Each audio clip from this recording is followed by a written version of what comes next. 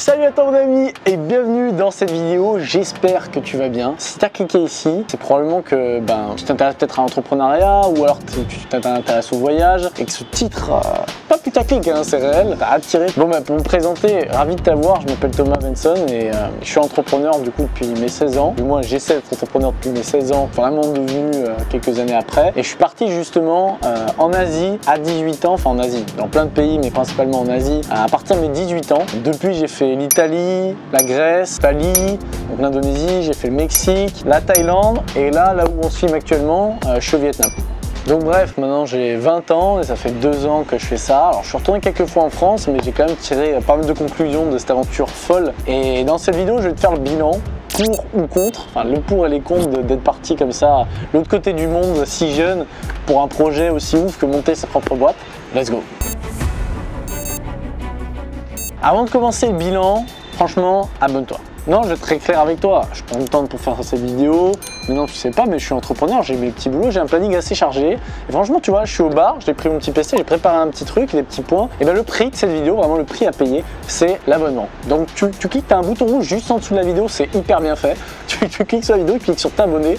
Et voilà, comme ça directement t'abonner, tu verras toutes nos prochaines vidéos. C'est pas dingue? Alors, trêve de blablaterie, la première chose que j'ai envie de te dire quand on en vient du coup à la catégorie pour, premier pour, c'est évidemment la liberté. Bon, alors celui-là il est classique mais je vais t'expliquer un peu comment ça a été pour moi. Ouais, concrètement, t'es là, t'es en France, moi j'étais encore étudiant, t'arrives à l'étranger, tu fais tout ce que tu veux. Tu peux aller dans le pays que tu veux, tu peux aller faire l'activité que tu veux le week-end, tu peux aller voir les personnes que tu veux, tu peux faire les projets que tu veux, tu peux te lever à l'heure que tu veux, te coucher à l'heure que tu veux. Moi je rêvais de cette liberté, ça me prenait le beat, ça me prenait le vent, tu vois, j'avais envie de ça vraiment. Je me sentais étriqué en France, je me sentais pas à ma place. J'avais envie qu'on arrête de me faire chier, hein. On me faisait pas spécialement chier mais je sentais au plus profond de moi que ça me cassait les burnes quoi, pour parler crûment. Et vraiment j'ai décidé de partir et ça a tout changé. Donc pour ceux qui sont empreints de liberté, qui le sentent au plus profond d'eux, c'est le point numéro 1 le plus dingue. Point numéro 2, c'est évidemment l'aventure.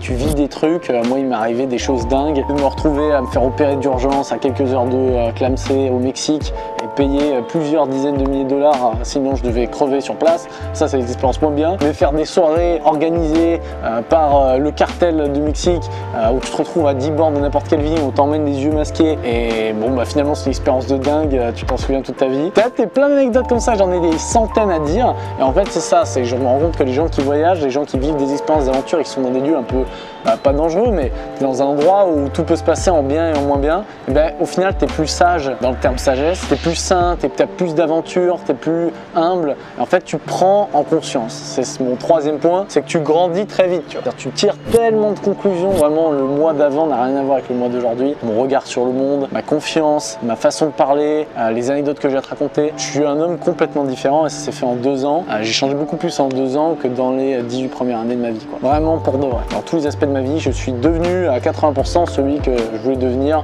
quand tout se démarre. Il me reste encore plein de choses à faire mais vraiment j'ai changé énormément et beaucoup pour le mieux j'espère. Donc en plus d'avoir plein d'anecdotes, ces anecdotes tu les as souvent avec des gens, donc tu rencontres plein de monde et ça c'est vraiment un des points les plus importants. Tu rencontres énormément de monde, des gens qui vont t'apporter une certaine ouverture d'esprit.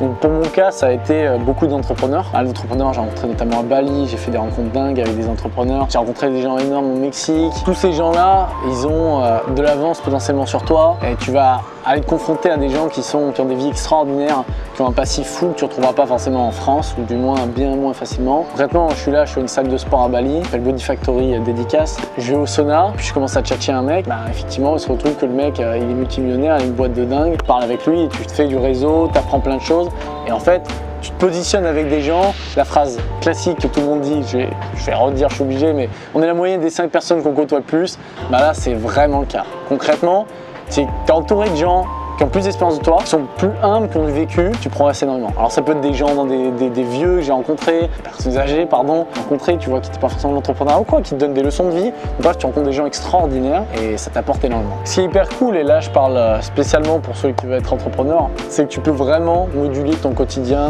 à max. C'est-à-dire que moi, je monte une boîte, c'est très important pour moi. Je sacrifie énormément dans ce sens-là. Et donc moi, de mon lundi au vendredi, j'ai un rythme de travail efficace. Et donc quand tu sais te routiner, on en parlera après la partie inconvénient. Quand tu as cette capacité-là d'organisation qui se développe avec le temps, moi je suis un mec pas du tout organisé à la base, mais vraiment quand tu es obligé de le faire, c'est là où vraiment tu l'obtiens. Et ben en fait tu peux te dire ok, je vais me lever à telle heure, je vais faire ci, et quand tu es dans des pays étrangers, tu as beaucoup d'infrastructures qui vont t'aider pour des prix qui sont souvent, dépendamment où tu vas, beaucoup moins chers qu'en France par exemple. Quand tu débutes c'est sympa. Moi à Bali, j'avais ma villa, mon scoot, ma salle de sport, mon bureau, tout à portée de main sous 5 minutes. J'allais en scoot, j'avais tout juste ici, des restos où on mange bien, rapide, bon pour la santé. Tu as des infrastructures énormes que tu n'auras pas en France, et tu peux vraiment te mettre dans une routine où les gens vont respecter ton travail, vont respecter ton emploi. Tu vas avoir les établissements, on va dire, autour de toi qui vont te permettre d'aménager ton quotidien pour te dédier vraiment à ton activité, et c'est super. Après les week-ends, tu pourras bien faire ta séparation, aller faire des voyages de dingue. C'est aussi un des gros avantages, c'est que toutes ces anecdotes-là, je les ai vécues les week-ends plutôt que de regarder Netflix ou aller voir des potes. Là, tu fais des grands road trips, tu visites des îles, tu fais des voyages de dingue, et c'est ces expériences-là qui vraiment changent ta vie, en partie, mais c'est vraiment fort. Donc c'est tout pour les pour, tu vois, c'est déjà pas mal en vérité, et vraiment, tu te doutes bien, si je suis encore là à l'étranger, c'est que moi je suis pour, je suis fondamentalement pour, mais il y a des contre quand même, et je vais te les lister maintenant. La première chose qui peut aussi être un avantage, ça dépend de ton point de vue, mais tu es obligé de te débrouiller. C'est-à-dire qu'au jour le jour, tu dois te démerder, tu dois trouver ton bureau, tu dois trouver ta maison, tu dois te faire des papiers. Moi j'ai toujours voyagé sous le Covid, faire les visas, les merdes de papiers, t'imagines pas, c'est une merde infâme. Tu dois vraiment te démerder constamment, quoi. Donc après, pour moi dans la vie c'est nécessaire, il faut apprendre à être débrouillard, etc. Et c'est les gens qui ont cette capacité de résolution de problèmes qui font le plus de choses dans ce monde, mais quand même, c'est pas simple. Et au-delà de ça même, ça t'arrive d'être seul. C'est-à-dire que tu es loin de tes proches, ta famille, pendant des mois et des mois. Ça peut taper dans le crâne de temps en temps, donc il faut être solide. Ça forge quand même un caractère, ça forge une certaine maturité. Et être seul avec soi-même, parfois c'est très nécessaire pour évoluer après.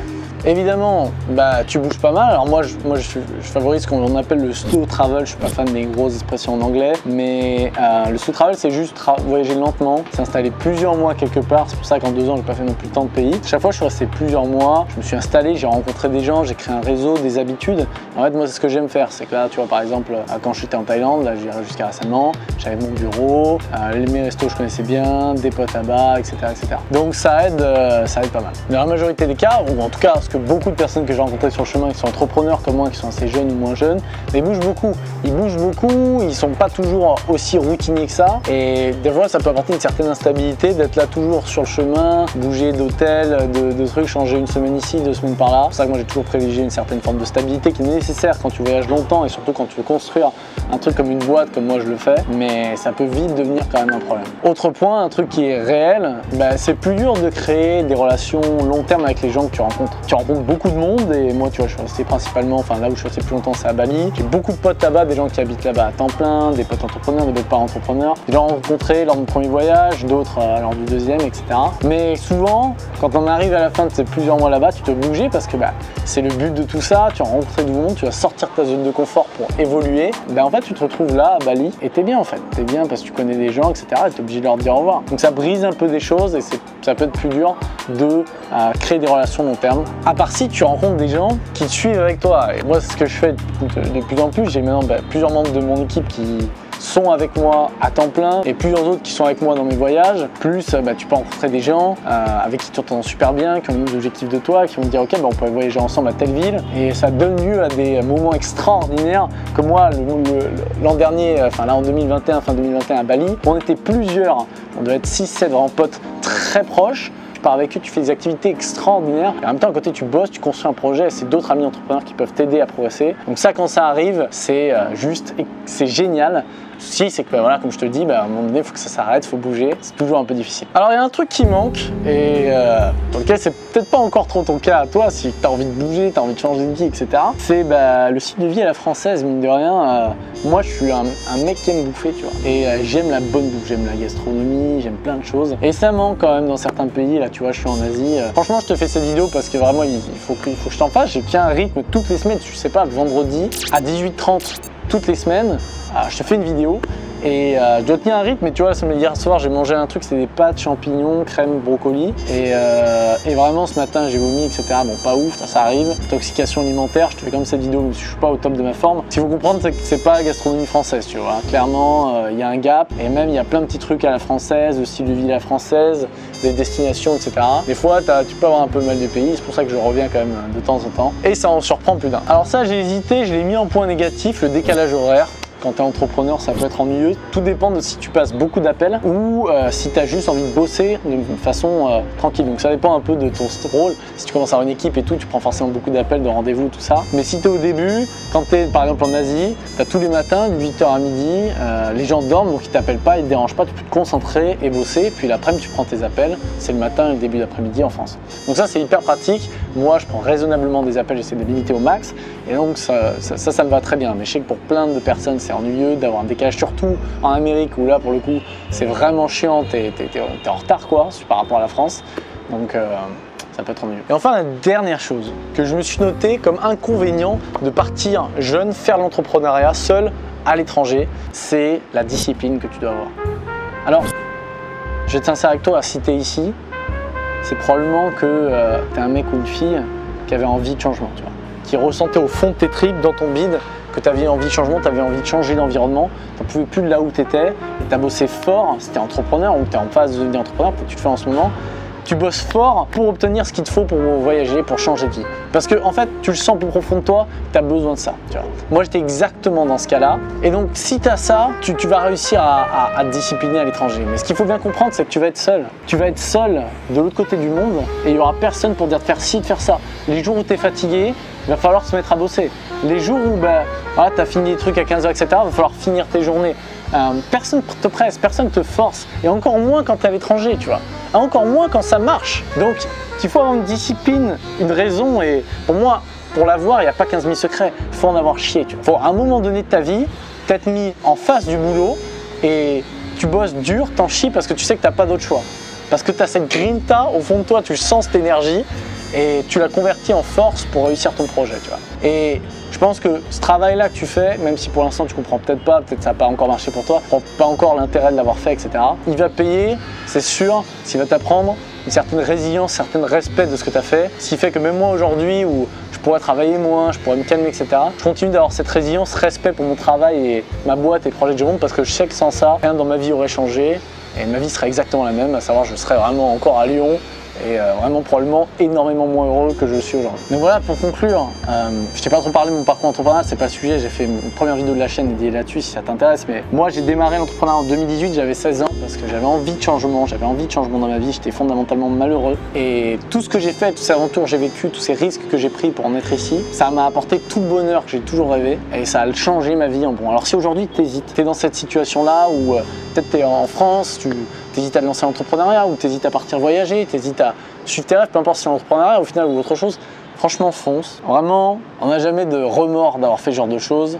On a toujours des regrets de ne pas les avoir faites. Et sincèrement, quand tu es dedans, c'est moins compliqué que ça puisse paraître. Moi, j'ai fait quelque chose, j'ai monté un projet, j'ai fait de l'e-commerce, si tu ne sais pas. J'ai monté ma boîte dans l'e-commerce pour en être aujourd'hui, avoir fait tout ce que je fais, avoir mon équipe de 15 personnes qui bossent avec moi, faire des projets magnifiques qui me rendent fier et qui me permettent de vivre la vie que je vis aujourd'hui. Mais c'est un truc que je pourrais encore faire aujourd'hui. C'est un truc qu'on peut faire tous les ans. C'est jamais trop tard. Et notamment pour l'e-commerce que je te dis là, si tu sens la braise au fond de toi, tu sens que tu as envie de changement et que tu es prêt pour ça, juste fonce. C'est le message numéro 1 que j'ai envie de donner dans cette vidéo. Alors mon ami, c'est la fin de cette vidéo. Je te remercie de l'avoir suivi. J'espère qu'elle t'aura apporté un peu de retour concret, tu vois. Je trouve qu'on n'en a pas beaucoup. J'aurais beaucoup adoré avoir ce genre de retour, moi, quand j'ai démarré et que je me lançais, je me posais des questions un peu sur cette vie-là.